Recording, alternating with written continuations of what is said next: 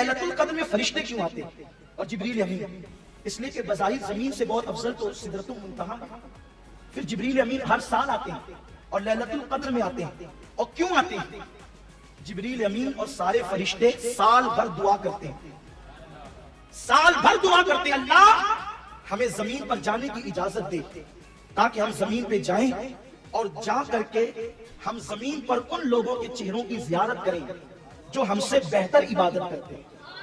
یہ کون کہہ رہا ہے؟ یہ جبریل امین کہہ رہے ہیں، سید الملائکہ. اور اسلام کا یہ متفقہ نظریہ ہے، تمام عالم اسلام کا یہ عقیدہ ہے کہ غیر نبی جبریل سے افضل ہو نہیں سکتا، کیونکہ جبریل فرشتوں میں رسول فرشتہ ہے. یعنی کہ اللہ تبارک و تعالیٰ نے یہ فرشتوں کو، 4 فرشتوں کو رسول فرشتہ بنایا ہے، جناب جبریل، میکائیل، اسرافیل اور اسرافیل. اور یہ لوگ انبیاء کرام کے بعد مرتبہ رکھتے ہیں، لیکن غیر نبی ان کے برابر نہیں ہو سکتا، یعنی جبریل کے برابر. اور جبریل امین کہتے ہیں اللہ ہمیں ان کی زیارت کے لیے جانے دے، ان کے دیدار کے لیے جانے دے جو ہم سے بہترین عبادت کرتے ہیں. اور جبریل امین اور سارے فرشتے سال بھر دعا کرتے ہیں تو اللہ سال میں ایک مرتبہ شب قدر میں ان لوگوں کو زمین پہ بھیجتا ہے کہ اب جاؤ اور جا کر ان کی زیارت کرو جو تم سے بہتر عبادت کرتے ہیں. نماز کی اہمیت اپنی جگہ، نوافل کی کثرت اپنی جگہ، ذکر و اذکار کی کثرت اپنی جگہ، میں اس کا منکر نہیں، لیکن شب قدر کا مقصد سمجھنا ہوگا. شب قدر میں فرشتے کس کی زیارت کے لیے آتے ہیں؟ سلام ہی حتی مطلع الفجر. وہ سلام کس پہ پڑھتے ہیں؟ وہ سلام کس پہ بھیجتے ہیں؟ وہ ملاقات کس سے کرتے ہیں؟ وہ کن لوگوں کے ہاتھوں میں اپنے ہاتھ دیتے ہیں؟ وہ کن لوگوں کے لیے مغفرت کی دعائیں کرتے ہیں؟ میرے پیارے آقا صلی اللہ علیہ وسلم کے پیارے دیوانوں، مفسرین فرماتے ہیں کیا کوئی فرشتوں سے بہتر بھی عبادت کر سکتا ہے؟ اور چلے جائے کہ جبریل سے بہتر کوئی عبادت کر سکتا ہے؟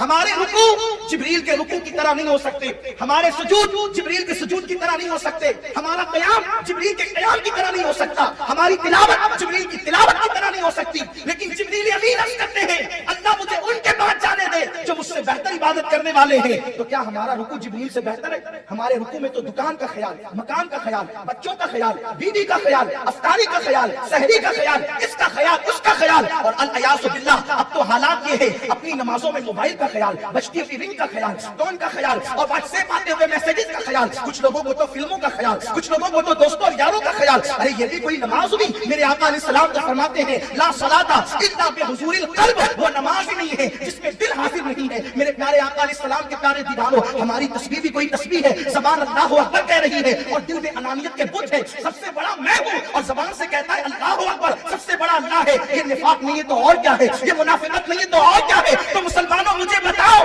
آخر جبریل امین کو کون سی چیز زمین پہ لا رہی ہے کہ میرے اللہ مجھے ان لوگوں کے پاس جانے دے جو مجھ سے بہتر عبادت کرتے ہیں. اور اللہ انہیں سال میں ایک بار ایک ہی رات بھیجتا ہے زمین پہ لیلۃ القدر میں. تو میرے آقا علیہ السلام فرماتے ہیں وہ عبادت وہ ہے جو فرشتوں کے بس کی نہیں ہے. فرشتے ان عبادت گزاروں کو ڈھونڈتے ہیں. کون عبادت گزار؟ جو بیماروں کی عیادت کے لیے جاتے ہیں ان عبادت گزاروں کو ڈھونڈتے ہیں. فرشتے ان لوگوں کو ڈھونڈتے ہیں جو اپنے منہ کا لقمہ تر اپنے منہ سے روک کر کسی اور کے منہ میں ڈال دیتے ہیں. فرشتے ان عبادت گزاروں کو ڈھونڈتے ہیں جو اپنی ضرورت پر دوسروں کی ضرورت کو ترجیح دیتے ہیں. فرشتے ان عبادت گزاروں کو ڈھونڈتے ہیں جو لوگوں کا دل زبان سے شعلے برسا کر کے توڑتے نہیں ہیں بلکہ پھول برسا کر کے جوڑ دیتے ہیں. فرشتے ان لوگوں کو ڈھونڈتے ہیں گویا کہ جو اپنے لیے عید کے کپڑے بعد میں بناتے ہیں، پہلے محلوں کے مفلسوں کو کپڑے پہناتے ہیں. فرشتے ان عبادت گزاروں کو ڈھونڈتے ہیں جو اپنے گھر میں افطار کے پھل بعد میں لاتے ہیں، پہلے غریبوں کے گھر پہنچاتے ہیں پھلوں کو. یہ عبادت تو جبریل کے بس میں نہ تھی، یہ عبادت تو فرشتوں کے بس کی نہ تھی، اس لیے کہ جبریل کھاتا ہی نہیں تو خود بھوکا رہ کر کے دوسروں کو کھلانے کا فعل کیسے کرتا؟ فرشتے تو خود کھاتے نہیں تو دوسروں کو کھلانے کا فعل کیسے کرتے؟ فرشتے تو بظاہر بیماروں کی عیادت کے لیے اپنا کاروبار اور کام دام چھوڑ کر جاتے نہیں، اس لیے کہ ان کا کوئی کاروبار نہیں، ان کے بیوی بچے نہیں، ان کے رشتہ دار نہیں، ان کے اہل و عیال نہیں. تو میرے پیارے آقا علیہ السلام کے پیارے دیوانوں، بڑی معذرت کے ساتھ شب قدر کی عبادت کو ہم نے صرف یہ سمجھ لیا کہ صلاۃ التسبیح پڑھنی ہوگی. حاجی صاحب آ گئے، جماعت کے ساتھ بھی صلاۃ التسبیح کا نظام قائم ہو گیا، اچھی سی بات ہے. لوگ باذوق ہیں، صلاۃ التسبیح پڑھ رہے ہیں، نمازیں پڑھ رہے ہیں اور اس کے بعد جو ہے ہاتھ میں تسبیح لے کر کے بیٹھے ہیں، قرآن مقدس ہاتھ میں لے کر بیٹھے ہیں. لیکن پوچھو اس قرآن پڑھنے والے سے کہ تو جو تلاوت قرآن پڑھ رہا ہے، جو تو تلاوت قرآن کر رہا رہا ہے جبریل تجھ پہ سلام کیسے بھیجے گا، فرشتے تیرے لیے دعائیں مغفرت کیسے کریں گے؟ اس لیے کہ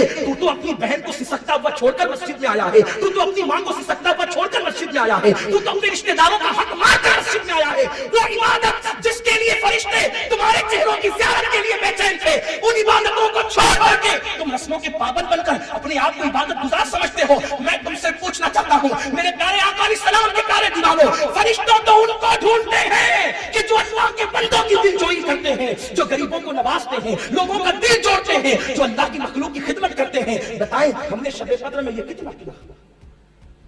ہم نے اپنے لیے تو 5 لباس سلائے، لیکن پڑوس میں کوئی یتیم کا بچہ ہوتا ہے، ہم نے اس کے لیے کیا انتظام کیا؟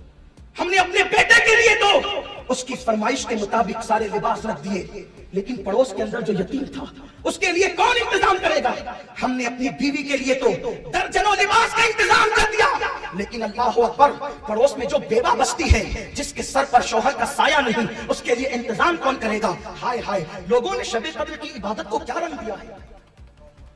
شب قدر تھی کس چیز کے لیے؟ شب قدر تھی کس چیز کی؟ میں یہ نہیں کہتا کہ عبادت نہ کرو، یقیناً یہ عبادت کی رات ہے، شب قدر عبادت کی رات ہے، لیکن صرف سجدوں کی نہیں، صرف رکوع کی نہیں، بلکہ اللہ کی مخلوق کی دل جوئی کی۔ آپ دیکھیں اللہ کے حبیب صلی اللہ علیہ وسلم نے سجدوں پر اور نفل نمازوں پر اور تلاوت قرآن پر مخلوق کی خدمت کو کس طریقے سے اہمیت دی ہے۔